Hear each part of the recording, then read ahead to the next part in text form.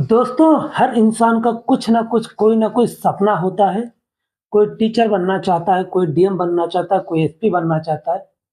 पर किसी ना किसी हर आदमी कहीं न कहीं कुछ ना कुछ सपना ज़रूर होता है और उस सपने को पूरा करने के लिए हर आदमी जी-तोड़ मेहनत करता है, परिश्रम करता है और क्या कुछ नहीं करता उस सपने को पूरा करने के लिए, उस अपने मंज़िल को पाने के लिए। लेकिन दोस्तों, अगर अंत में पूछा जाए तो 99% लोगों का यही जवाब होता है कि मेरा सपना रह गया, मैं ये करना चाहता था, मैं वो बनना चाहती थी, मैं वो बनना चाहता था। मतलब 99% लोगों का जवाब यही होता है कि मेरा सपना अधूरा रह गया और मैं नहीं पूरा कर पाया। दोस्तों, आज की जो कहानी ऐसी ही एक लड़की होती है, जो कक्षा 6 में पढ़ती है और कक्षा 6 में ही वो सोच लेती कि मुझे टीचर बनना है अपनी लाइफ में और मुझे बच्चों को पढ़ाना है। दोस्तों, वो सपना लिए वो आगे पढ़ती है, लेकिन उसके परिवार वाले उसको सिर्फ़ 8वीं तक पढ़ाना चाहते हैं और दोस्तों, उसके आगे उसकी पढ़ाई नहीं करवाना चाहते हैं क्योंकि परिवार वाले भी गरीब थे और छोटे समुदाय के लोग थे, इसलिए उसका पढ़ाना भी संभव नहीं होता। दोस्तों, वो किसी भी तरीके से मेहनत करके, मज़दूरी करके पढ़ाई करती है और पढ़ाई करने के बाद जब वो टीचर बन जाती है और उसको लगता है कि हाँ, अब मैं जो चाहती थी वो मुझे मिल गया, मैं अपना सपना पूरा कर ली हूँ। जब उसको ये एहसास हो रहा था दोस्तों, तब उसकी ज़िंदगी में असली जो लड़ाइयाँ थी, वो उत्पन्न होती हैं और उस लड़ाइयों से, उस अपने जीवन के संघर्ष से वो इतना परेशान हो जाती है कि एक ऐसा कदम उठा लेती है, जिसे सुनकर आप हैरान रह जाएँगे, परेशान हो जाएँगे। तो दोस्तों, बहुत ही इंटरेस्टिंग कहानी है, बहुत ही रोचक कहानी है, इमोशनल कर देने वाली कहानी है। दोस्तों, इस कहानी को पूरा सुनिएगा अंत तक और एक रिक्वेस्ट है आपसे, एक विनती है आपसे कि वीडियो देख लेते हैं आप लोग, वीडियो को लाइक नहीं करते, तो प्लीज़ वीडियो को लाइक कर दिया कीजिए और एक कमेंट कर दीजिए। कमेंट में हमें ज़रूर बताएँ कि आप भारत के किस जगह से, किस कोने से हमारा वीडियो देख रहे हैं, ताकि हमें भी पता चले, हमारे जितने भी यूट्यूब फैमिली हैं, यूट्यूब परिवार हैं, वो भारत के किस-किस जगह से हैं। तो दोस्तों, आइए कहानी में आगे बढ़ते हैं। दोस्तों, ये कहानी जो है, ये बिहार प्रदेश के नालंदा जिला है, नालंदा जिला एक यूनिवर्सिटी होती है और उसी से संबंधित है।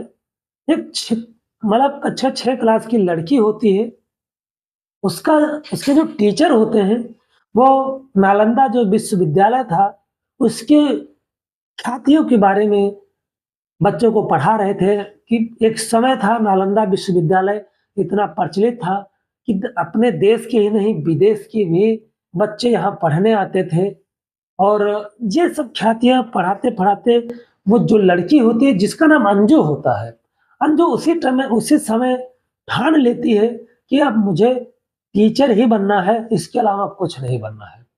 अब दोस्तों, वो सपना सँजोए हुए अपनी आँखों में, अपने मन में, वो आगे मन लगा कर के, दिल लगा के पढ़ाई करती है। लेकिन दोस्तों, जब 8वीं क्लास में पहुँचती है, 8वीं क्लास से ही ये होने लगता है कि अब इसी साल तुम्हारा ये पढ़ाई हो जाए, उसके बाद तुम्हें नहीं पढ़ना है।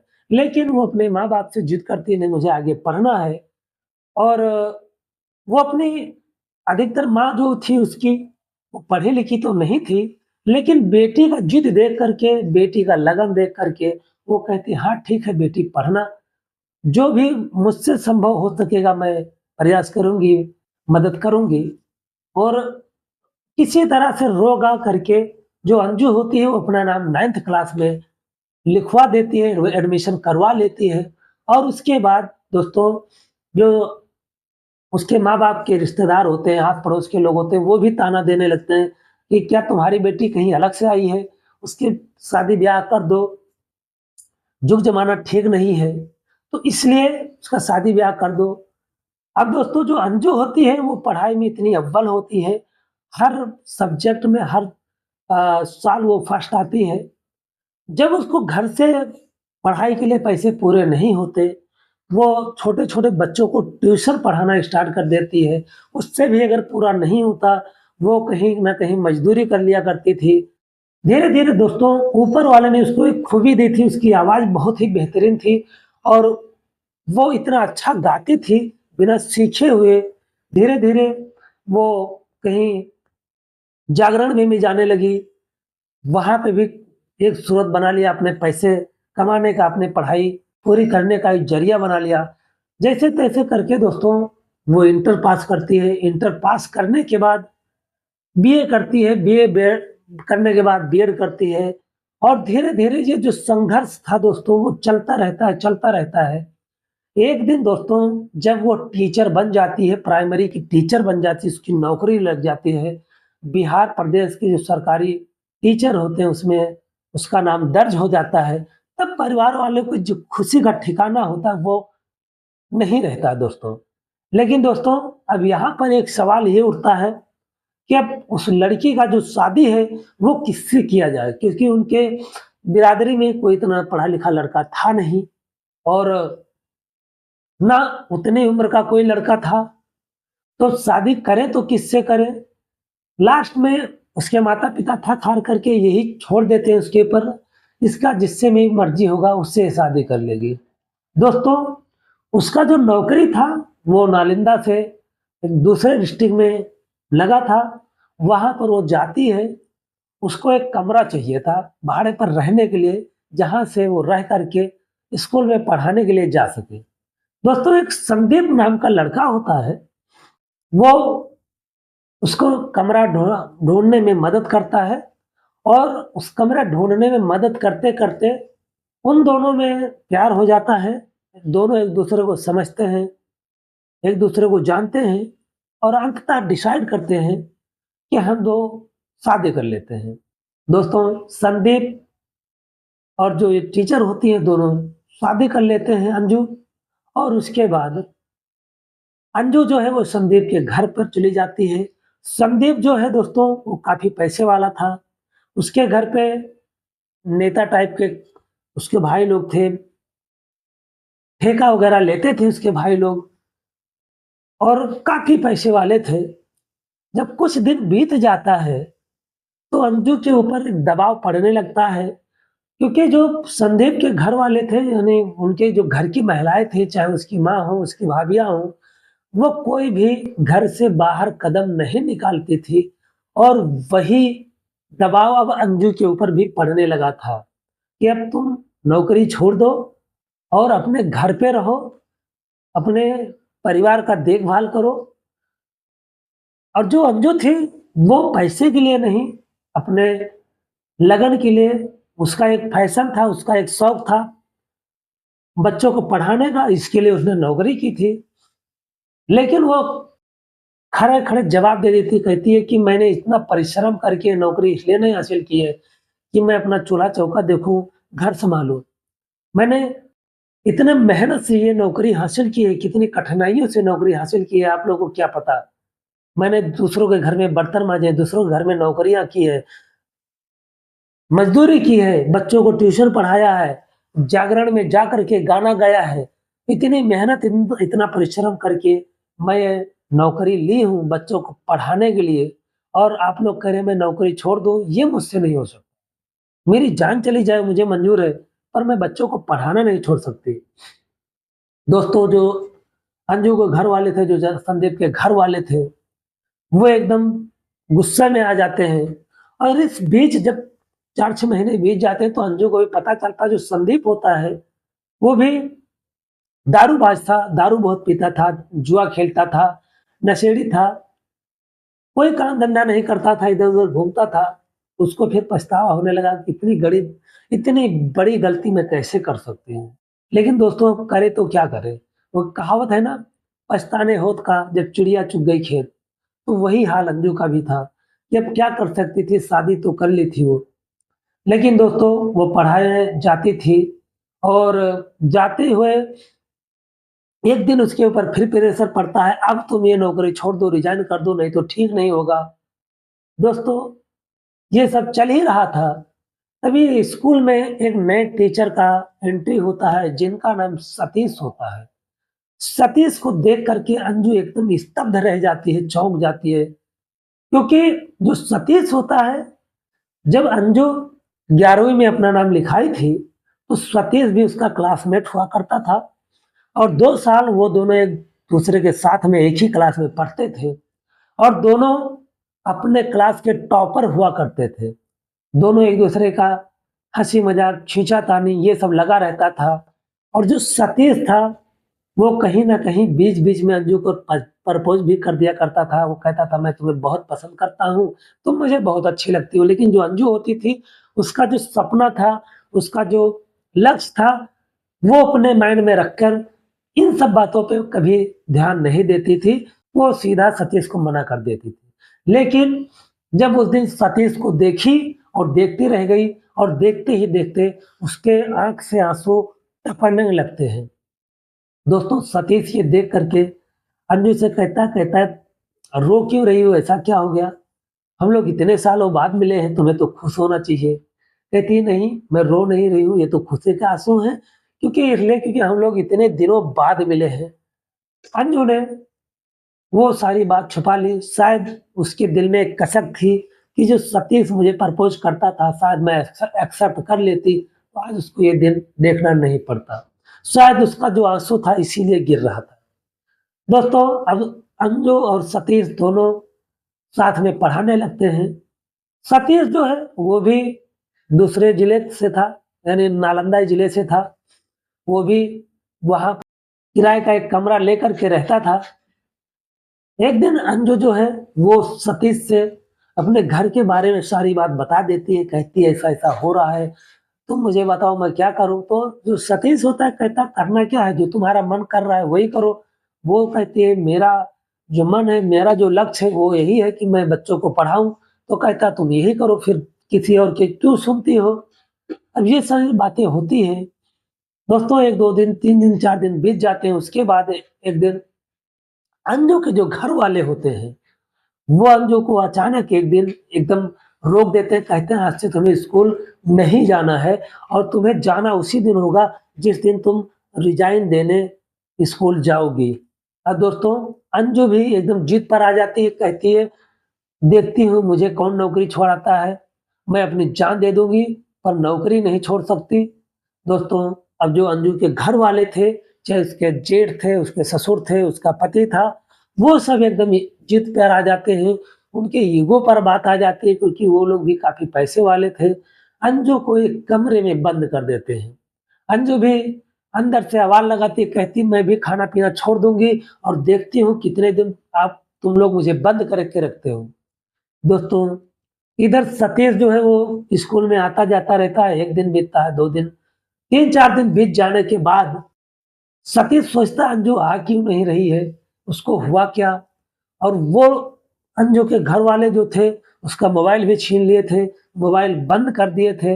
अब दोस्तों लगभग 5-6 दिन का वक़्त बीत जाता है, 5-6 दिन बाद सतीश जो है वो अंजू के घर आता है। सतीश उनके घर वालों से पूछता कहती है, "अंजू मैडम कहाँ हैं? वो आज कई दिनों से स्कूल नहीं आ रही हैं।" तो उनके घर वाले कहते हैं, उसका पति कहता है वो अपने मायके गई हुई हैं, उनका कुछ तबीयत ठीक नहीं था। सतीश कहता है मायके गई हुई ठीक है, लेकिन उनका नंबर भी नहीं लग रहा है। तो अगर उनके मायके का कोई दूसरा नंबर हो तो आप लोग दीजिए, क्योंकि उन्होंने ना कोई लीव ले ले रखा है, ना कोई एप्लीकेशन लगा रखा है और स्कूल की बात है, ऐसे कैसे वो एब्सेंट मार सकते हैं, बच्चों के भविष्य की बात है।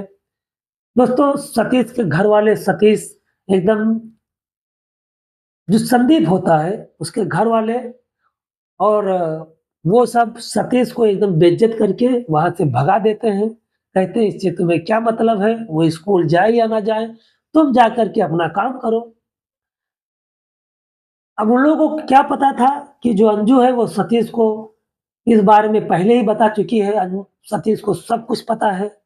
दोस्तों सतीश वहाँ से निकलता है, निकलने के बाद सीधा वहाँ के जो ग्राम प्रधान होते हैं उनके पास जाता है।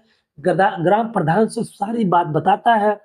ग्राम प्रधान जो वहाँ के जो होते हैं, वो सतीश के साथ में पुलिस स्टेशन जाते हैं, वहाँ पे एक एफआईआर लिखवाते हैं, अंजू के घर वालों के खिलाफ, अंजू के पति के खिलाफ और वहाँ से पुलिस वाले, कुछ महिला पुलिस अंजू के घर पे पहुँचते हैं। अब जब पुलिस पहुँचती है, तो जो संदीप के घर वाले होते हैं, वो सतीश को धमकी देने लगते हैं, तुमने ये ठीक नहीं किया, तुम्हें जान से मरवा देंगे, ये करवा देंगे।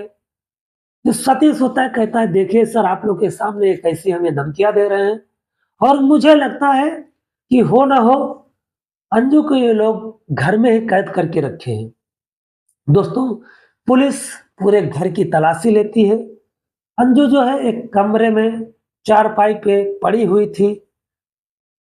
पुलिस जैसे ही देखती है, उठाती है उसको, तो उसकी सिर्फ मात्र साँसें ही चल रही थी, यानी उसका 102 दिन में देहांत हो जाना पक्का था।